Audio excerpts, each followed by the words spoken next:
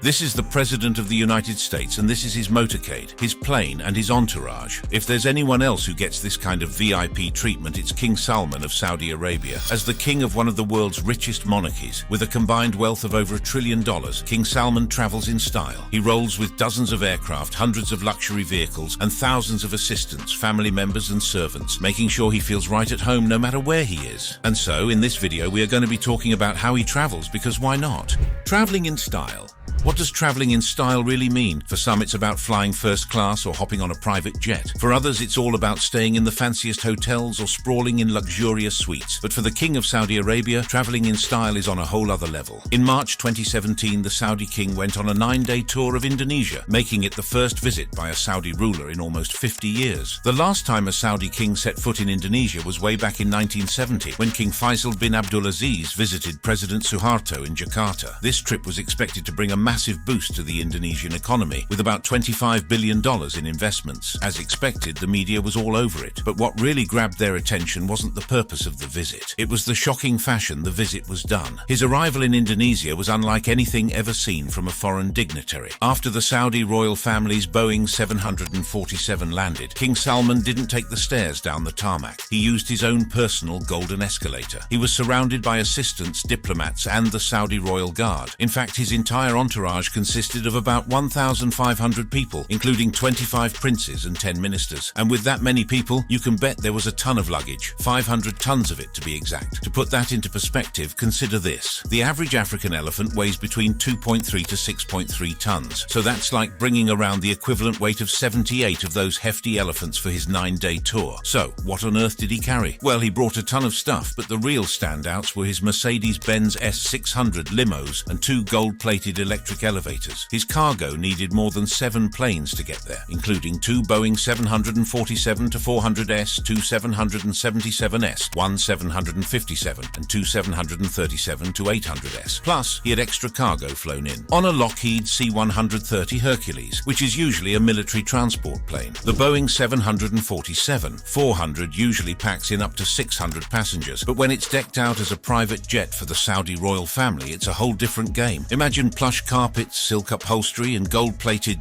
well, everything. There are private suites for the king and top royals, complete with king-size beds and fancy bathrooms. They've got several meeting rooms with the latest tech so they can handle business mid-air. Plus, there are multiple dining areas where gourmet meals from top Saudi chefs are served. Entertainment? They've got large flat-screen TVs and a huge music library. There are even dedicated prayer rooms for their religious practices during the flight. For security, the plane is packed with cutting-edge features, secure comms, and advanced defenses. The outside of the plane often has custom designs with the Saudi flag and royal symbols, making it instantly recognizable. There are also onboard medical facilities for any health issues, and with spacious lounges to kick back in, it's basically a flying palace. And here I thought getting a window seat when flying was the height of luxury. Even the richest and most influential leaders in the world opt for smaller aircraft to prioritize mobility and cut costs. But that's not how Salman rolls, and this is hardly the first time he has traveled in such extravagant fashion. Salman's visit to Russia. In 2017, back when Vladimir Putin still had a better rep, he rolled out the red carpet for a very special guest, King Salman of Saudi Arabia. This visit was a big deal for a few reasons, including the fact that it was the first time a Saudi king had ever visited Moscow. The king took "make yourself at home" to a whole new level. Stepping out of his Boeing 747, he used his golden escalator to descend, but this time it stopped midway, making the king a bit uncomfortable as he had to actually walk down the rest of the way. The king also brought along a whopping 2,000 pounds of food and drinks, a smart move considering who he was meeting, and he didn't stop there. The king brought his own ultra-luxurious furniture, carpets, and decorations, making it feel like he brought a piece of Saudi Arabia with him. As you'd expect, King Salman's entourage was huge, with over 1,500 people needing places to stay. This meant booking out the 2 fanciest hotels in Moscow, forcing the usual wealthy Russian residents to vacate their rooms. On top of that, the king had the hotels redecorated to his taste, which meant flying in loads of golden ornaments and gold-colored furnishings on short notice. No problem as long as he paid, and pay he did. This fancy trip to Moscow reportedly cost the Saudi king a cool $3 million a night. And in Russia, people aren't exactly known for protesting when the ultra-rich do whatever they want. Now, we may not understand why King Salman moves so lavishly if we don't talk about the House of Saud and how he rose to power. The House of Saud. The House of Saud is by far the wealthiest family in the world, with a net worth of almost $2 trillion. You might think every member lives like a king, but with 15,000 family members, the wealth isn't exactly evenly spread. King Salman, however, gets the biggest chunk of this immense fortune. His net worth is estimated at around $18 billion, not too shabby for the 25th son of the former king. So, King Salman hasn't had much trouble becoming one of the richest people in the world. He was born on December 31st, 1935, 3 years after Saudi Arabia discovered a massive oil reserve. By the time he was born, his father, King Abdulaziz, already lived in a palace with running water, lush green gardens, and electricity, the only residence with electricity in Saudi Arabia at the time. Salman got a top-notch education at the Prince's School, which Abdulaziz created especially for his sons. His brilliance was quickly noticed. In 1954, he became the deputy governor of Riyadh, and 9 years later he became the governor of the same province, a position he held until 2011, when he was named Crown Prince. Salman ascended to the throne in 2015 after the death of his half-brother, King Abdullah. He then launched one of the biggest reforms in Saudi Arabia's history, boosting the family's fortune immensely. Today, they are worth approximately $2 trillion. The Al Saud family is kinda what you imagine when you think of royalty. Their extravagant lifestyle and purchases could make even Beyoncé and Jay-Z envious. Salman and his immediate family, of course, live the most luxuriously, with golden cars, golden toilets, golden fixtures, and probably golden toilet paper too. The family's wealth comes predominantly from the oil and energy trade. Salman runs a number of highly successful oil, gas, and other energy resource companies worth trillions. The biggest contributor to the Al Saud family's wealth is Aramco, the world's largest oil producer, accounting for 15% of the global oil supply. This energy giant is worth around $660 billion. Saudi Aramco now owns the world's largest single hydrocarbon network, the Master Gas System, with nearly 300 trillion cubic feet of natural gas reserves. Their refining capacity is 5.4 million barrels per day, and they are expanding into petrochemicals. To diversify the economy, the Crown Prince has boosted the Public Investment Fund, PIF. In early 2022, the PIF received 4% of Aramco's shares, worth about $80 billion, leading to investments in sectors like football, automobiles, and tech companies such as Uber, Lucid Motors, Microsoft, and Alphabet. The PIF also acquired Newcastle United for $370 million. In addition to their other ventures, the royal family boasts the world-renowned billionaire Al-Walid bin Talal, the grandson of Saudi Arabia's first monarch, King Ibn Saud. As of 2022, his net worth was $16 billion. He founded Kingdom Holding Company in 1980, which has investments in real estate, tourism, hospitality, entertainment, petrochemicals, technology, aviation, financial services, and media. The company has invested in top firms like McDonald's, Apple, Amazon, and eBay. It owns over 20% of Four Seasons hotels and resorts, and became the second largest shareholder of Twitter in late 2022. Additionally, the Al Saud family has stakes in major banks, telecommunications companies, and construction firms, among other businesses. They've got their fingers in so many pies that they probably don't even know what flavor they're eating. Can you imagine how different your life would be if you had just a slice of this pie? Life of a royal. Many people can't even imagine what having a fraction of $1.4 trillion is like. If you had just 1/10 of this family's wealth, which is around $140 billion, here's what you could do. Imagine Yankee Stadium filled with people, each worth $1 million. You'd be richer than all of them combined. You could buy every house in Wyoming and still be a billionaire. You could write every American a check for $150 and still have billions left over. Your days are free from the stresses that most people endure. No more annoying commutes or crowded offices. If you do work, it's likely from a state-of-the-art home office, and you're probably involved in managing investments, philanthropic endeavors, or passion projects. You can fund research, support causes you care about, and truly make a difference in the world. Building schools, hospitals, community centers, and supporting environmental initiatives are just a few examples of how you can give back. In short, having a fraction of the Al Saud family's wealth would transform your life into one of unparalleled luxury, freedom, and opportunity. From daily routines to extraordinary experiences, every aspect of life and people close to you would be elevated to a level that most people can only dream of. As you can imagine, 5x this money gives King Salman a comfortable life. And by comfortable, I mean he lives not in one but 3 state-of-the-art, ultra-luxurious and opulent palaces. The House of Saud has built 12 magnificent palaces for whoever sits on the throne. Out of the 12, the 3 most luxurious are the Aoyama Palace in Riyadh, the Al Alja Palace in Ad Diriyah, and the Urga Palace. Palaces. The stunning Al Yamama Palace is King Salman bin Abdulaziz's headquarters, right in the heart of Riyadh, Saudi Arabia's capital. This palace serves as both a working palace and the royal court. The outside is a mix of modern style and traditional Arabic design, with geometric patterns and pointed arched windows. But it's the inside that really shows off King Salman's extravagant taste. Inside, there are several magnificent chandeliers that could be considered art pieces on their own, lush carpets, ornate antiques, and lots of gold. It's tough to put a price on this palace, but it's probably worth hundreds of millions. When King Salman needs a break from Al Yamama's luxury, he often moves to the older and simpler Al Alja Palace. This palace is much less modern and features traditional Saudi architecture. The walls are decorated with intricate carvings and black and white photos of Riyadh. There's not as much gold as in Al Yamama, but don't be fooled. Al Alja Palace is one of the oldest palaces in the world and is therefore priceless. Urga Palace is one of the top 3 most luxurious palaces built by the House of Saud. Located in Riyadh, it's famous for its grandeur and opulence, standing as a symbol of the Saudi monarchy's immense wealth and power. This place is absolutely breathtaking. The sparkling white marble facade is covered in intricate carvings, giving it a regal, grand look that's impossible to ignore. The palace is surrounded by lush gardens, beautiful fountains, and a private pool that screams, "I am filthy rich." The interior is a bit of a mystery since it's pretty new. Only a handful of people, including former US President Barack Obama, have had the privilege of seeing inside. From the few photos that have leaked, it's clear this place is decked out with intricate decorations, silk carpets, Italian marble, and golden furnishings. But all this luxury comes with a hefty price tag. Urga Palace is valued at a mind-blowing $500 million, making it one of the priciest homes in the world. So if you have $500 million just lying around, this could be your dream palace. But I doubt the current owners would want to sell out. Living the high life definitely has its perks, but it's not all sunshine and rainbows. The Saudi royal family's luxury is pretty obvious and often praised, but people in some countries like France got so frustrated with the manner it was spent, especially in their country. Outrage in France. You see, during Salman's visit to Paris, things got pretty wild. He and over 2,000 of his closest relatives took over a small town on the French Riviera. Well, because he is a king and his safety in France is of top priority, the local authorities wanted to close off certain public amenities, like the beach close to him. This infuriated over 100,000 locals. On top of that, he had a private elevator built from his villa directly to the beach without permission. His over-the-top actions caused quite a stir and led to major controversy because of the huge inconvenience they caused for the local community.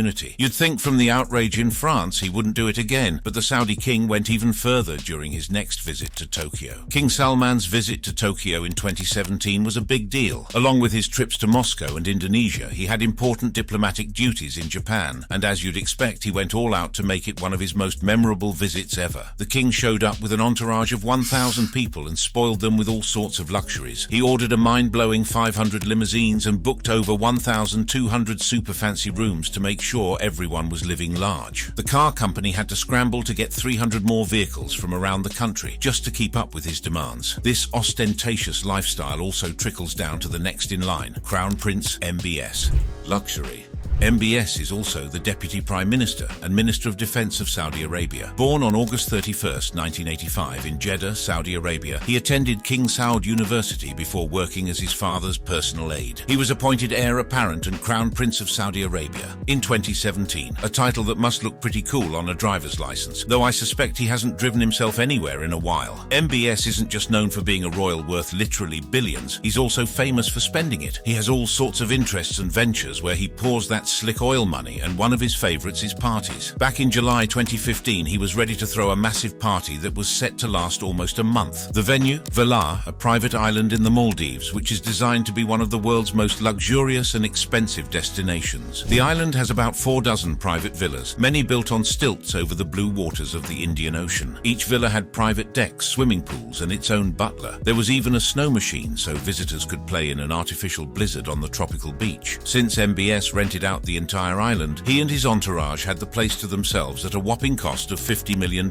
Each of the resort's more than 300 staffers got a $5,000 bonus on top of generous cash tips, which was quite a bump from their usual $1,000 to $1,200 monthly earnings. The money was well spent because MBS and his crew valued privacy above all. He was desperate to keep the party out of the newspapers. To ensure secrecy, staffers weren't allowed to bring smartphones on the island. They could only bring candy bar-style Nokia 3000 6310S for communication. 2 employees were fired for breaking this rule. Some staffers were tasked with greeting the arriving models. As the boats pulled up to the island's dock, the women were whisked away via golf cart to a medical facility where they were tested for STDs. Only after the testing was done and the women had settled into their villas did the seaplanes carrying MBS and his friends arrive. For entertainment, MBS hired big names from around the world, including Pitbull, Gangnam Style rapper PSY, and DJ Afrojack. Jennifer Lopez and Shakira were also set to perform. The men slept most of the day, but as the sun set, they emerged ready to party. DJs and bands played on a dance floor overlooking a pool, while other smaller acts performed on stages scattered across the island. One night, MBS got so excited during a performance by Afrojack that he climbed on stage. The men and models cheered as MBS took over the DJ table and started playing records of his choice, while Afrojack skulked away, muttering under his breath once he was out of the Prince's earshot. The parties often went until dawn. In some cases, MBS relied on his own staff, such as when it came to serving alcohol, which is banned in Saudi Arabia. The Vela staff was kept on the periphery because the Saudis didn't want to be seen drinking by residents of another Muslim country. In less than a week, however, word of MBS's presence leaked to a local publication, and the news soon spread. MBS quickly left, and the women were gone soon after. In 2015, the world was left stunned when an anonymous buyer shelled out $300 million for a French chateau, marking the world's most expensive house sale at the time. Just 2 years later, it was revealed that the buyer was none other than Crown Prince Bin Salman, who had fallen in love with Chateau Louis XIV during a work trip. This 17th century property boasts 10 bedrooms, indoor and outdoor pools, private cinema, a squash court, 2 ballrooms, a nightclub, a library, and an aquarium. It also features fountains, a sound system, lights, and air conditioning, all that can be controlled by an iPhone. 2 years after his royal shopping spree, which cost him quite a lot, the Crown Prince posed as an art enthusiast and bought Leonardo da Vinci's Salvator Mundi for $450 million.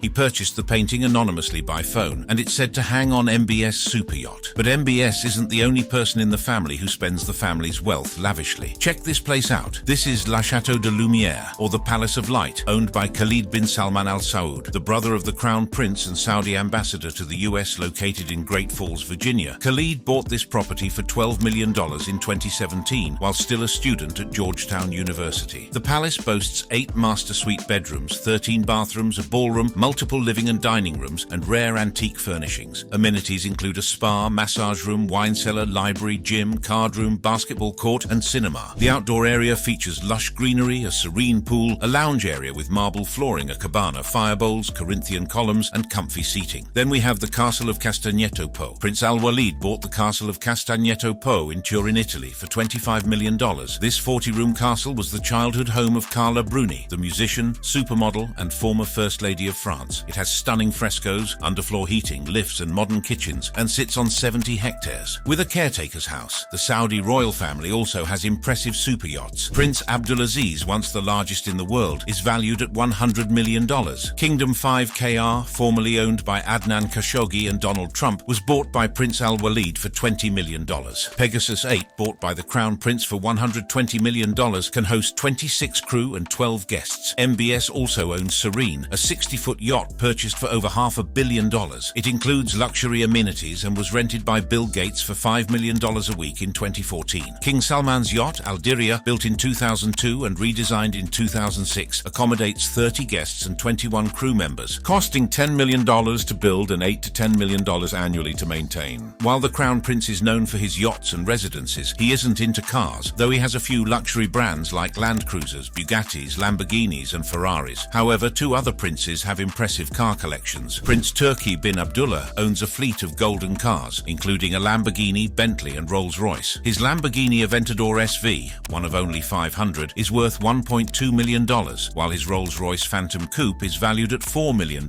His Mercedes-Benz G63 AMG 6X6 is worth $2.5 million, among other high-end cars. Prince Badr bin Mohammed bin Farhan Al Saud's collection is equally impressive. He owns rare cars like the Bugatti Chiron and Vision Gran Turismo, costing over $5 million. He bought the Bugatti La Voiture Noire for $18.2 million, the most expensive car in the world at that time. He also has a $5 million Ferrari Aperta and a $1.9 million Aston Martin 177. If all that wasn't enough, the Crown Prince of Saudi Arabia, MBS, is building a $500 billion megacity called Neom on a massive 10,200 square mile site along the Red Sea. This development development will be 17 times the size of London and will run on 100% renewable energy. NEOM will have its own economic zone and more relaxed laws than the rest of Saudi Arabia. Salman aims for it to surpass Silicon Valley in technology and overtake Hollywood as the world's entertainment capital. Plans include flying taxis, cloud seeding, a giant artificial moon, robot maids, genetic modification labs, glowing beaches, and a Jurassic Park-style robot dinosaur theme park. With such business acumen, the royal family may be amassing wealth faster than they spend it, but only time will tell. For now, we admire their luxurious lifestyle from a distance. I mean, what else could we do? But here's what you could do right now. If you enjoyed this video, please give it a thumbs up. Also, don't forget to check out the other videos on your screen to see which one catches your eye. Thanks for watching.